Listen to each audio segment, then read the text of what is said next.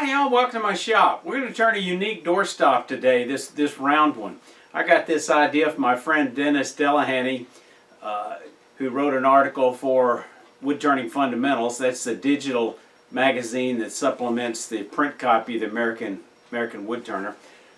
Dennis got this idea from a trip to New Zealand, where apparently it's fairly common over there, and this is certainly a variation from the more typical ones we see here that I show here. I'll have a link at the end of the video for this other version as well. It's a great beginner project because it doesn't require a chuck, and I'm going to show you some different chucking methods. Okay, the finished product is going to be about 4.5 to 5 inches in diameter and about 1 inch thick. So I would prefer a piece of hardwood scrap because this is going to get some dings and all. So I've got this scrap of poplar, not a particularly hard hardwood, but I think it'll do the job. Don't know where I picked this up. I think on the side of the road. But if you've only got a piece of 2x6 construction pine, I'd give it a shot. So I take my compass, which I've set to 2.5 inches from here to here, and then we're just simply going to draw this out and take it over to the bandsaw. I've got a little bit of a waney edge here, but it's just on the corner, so if this is the top, this will go away when I turn it around. Okay, I roll my mini lathe out of the way to get room for this, put on some ear protection, turn on the my dust collector, cut it off.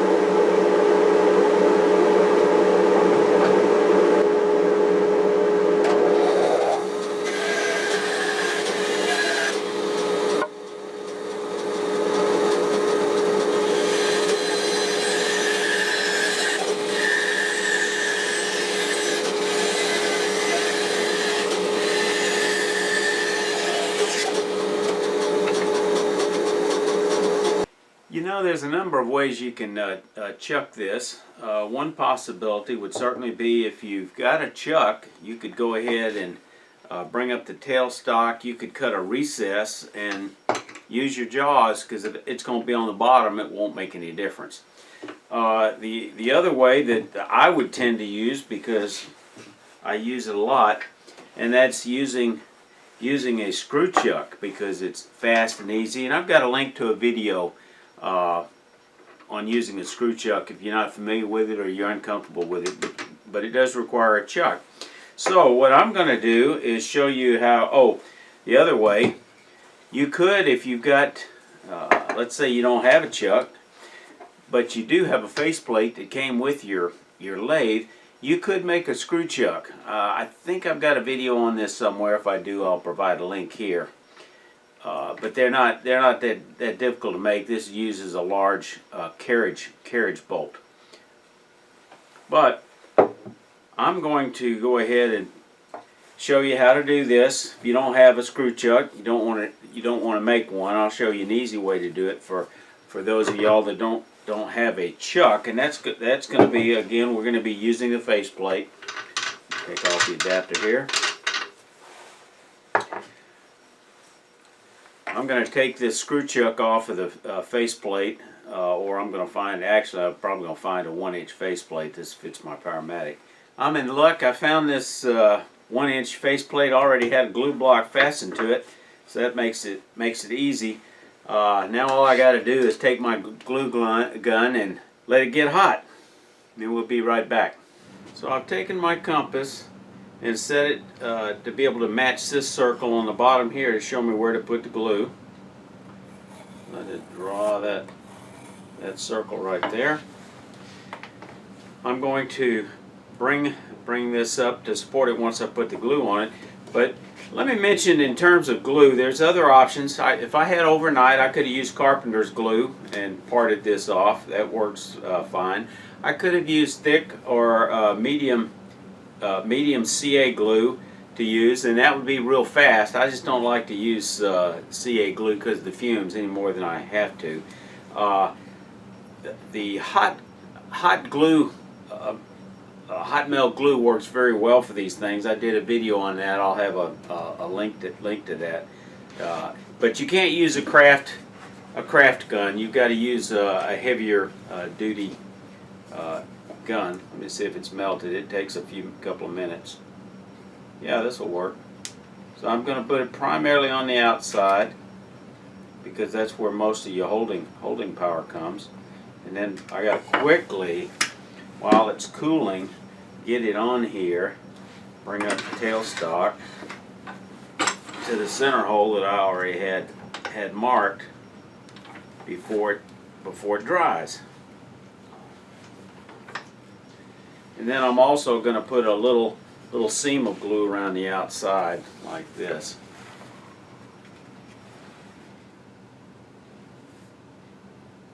And this little seam around it, just a little extra.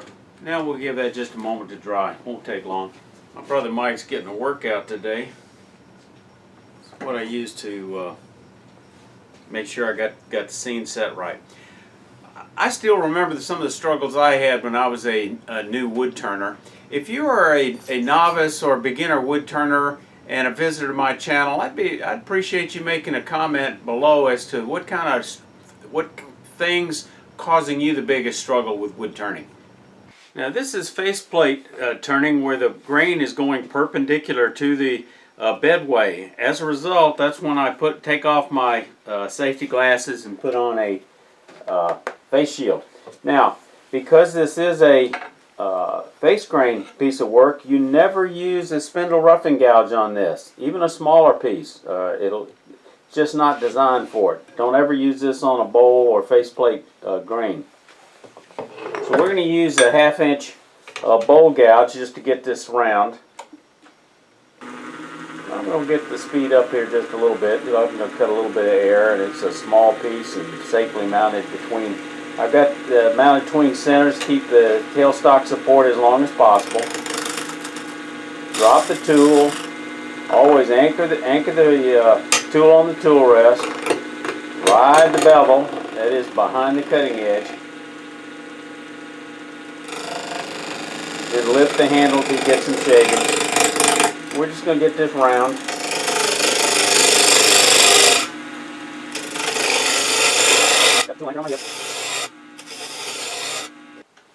Okay, we're going to cut on center. I just did a video on that, on setting the tool rest. If you missed that, maybe I'll have a link to that.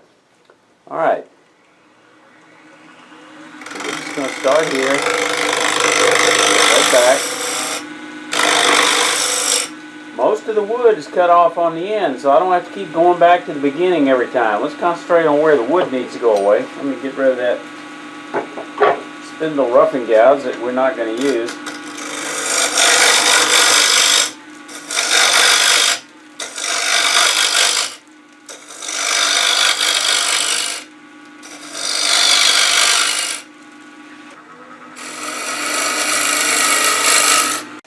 Alright, my video camera battery died on me, so I lost a little bit of footage, so let me just talk through the missing part.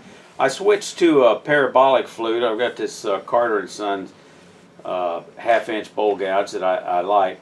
So I came through here and shaped it a little bit, took off a little bit of that bump, and made sure it's slightly convex, and I've got just a tiny little bit right here I need to take back to make it a little more convex.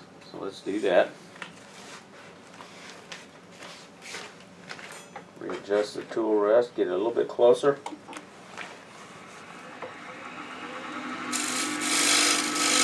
Just use this a little bit of a scraper here.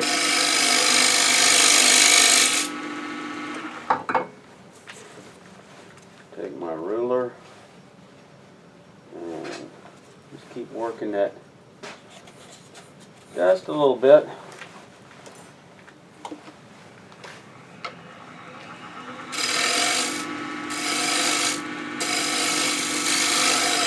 Okay, now we're gonna sand this off camera. Now, because I think from here up it's unlikely to get bumped by the door, I'm going to texture a little bit just because I can, going with that theory that if you're a hammer, everything looks like a nail. And I like to texture, so we're going to use this spiraling Wagner type tool at a low speed. Backed off the tool rest a little bit, lifted it up, and we're going to just put it in right there. Hold it. People that don't get good results with this tool get impatient. You gotta let it do its work as it's embossing. Okay, that worked pretty good. I'll give you a close-up here in just a moment. We're going to use our point tool, as we always do, to frame any texturing we do. Get speed up a little bit more. Going to come in on that pencil mark, make it go away.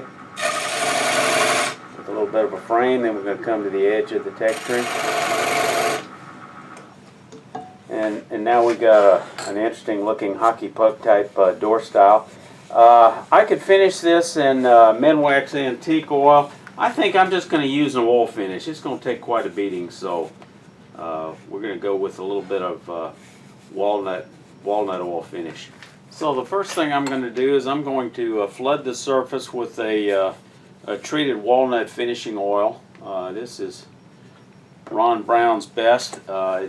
It's very similar, I believe, to Mike Mahoney's walnut oil utility finish. So we're just going to flood it on there. This particular walnut oil finish does not give a real shiny finish. It's more of a matte. It's a utility, works great on cutting boards and bowls salad bowls and so on. Next, I'm going to use some of this Mahoney's oil wax finish. Just rub it on liberally. Then we're going to let it sit a while, and then come back, buff it with a soft rag. And this should give it a little protective coat, make it give it a little more of a sheen, and it's easy to replenish if these things get looking kind of rough. Okay, I've waited an hour and I come back. The instructions for the Mahoney's oil wax finish says wait an hour and buff with by hand with a soft rag or a buffing wheel. I'm going to use this rag on the lathe. You know, the general rule is for safety is never use a rag, but I'm going to grasp it so it can be pulled out of my hands, and I feel like there's really no real serious risk here. I will put on my face shield. But I'm going to slow the speed down a little bit. I'll just rub it back and forth.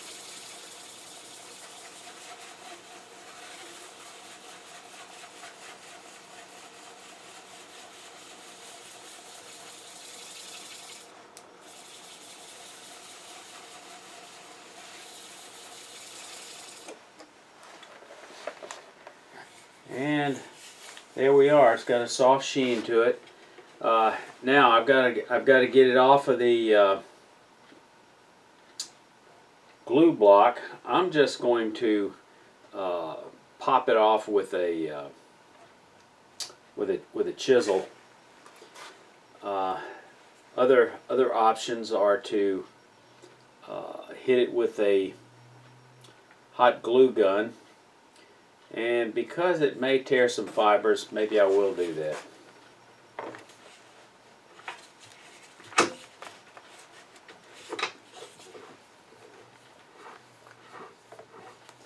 I'm thinking that if I use a hot glue gun, no, that won't do any good there. Okay. Disregard.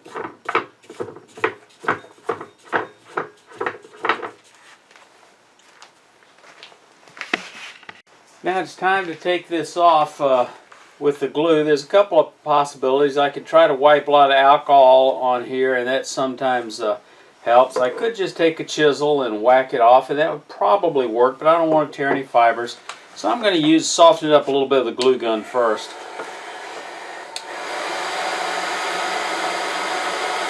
Okay, and I'm hoping that softened it up, so I'm going to use my old beater chisel, and I'm going to go with the grain. That is, the grain's running this way.